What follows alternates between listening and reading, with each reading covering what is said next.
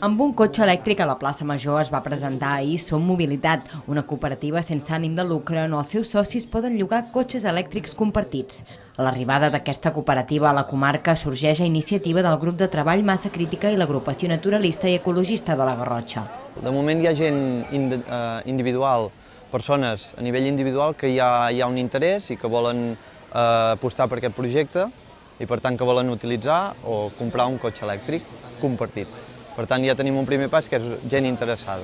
Amb l'acte d'ahir, Som Mobilitat es posa en marxa a la Garrotxa. Arnau Vilardell, representant de la iniciativa a Mataró, va explicar la seva experiència que pot servir d'exemple a la comarca.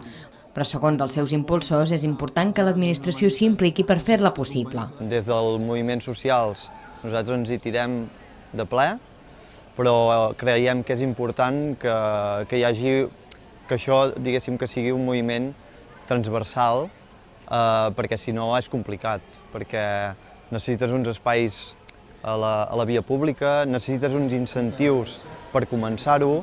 Accions com aquesta volen contribuir a l'estalvi energètic, l'eficiència i la transició cap a un model més sostenible. Tots els interessats trobaran més informació al web www.sommobilitat.com.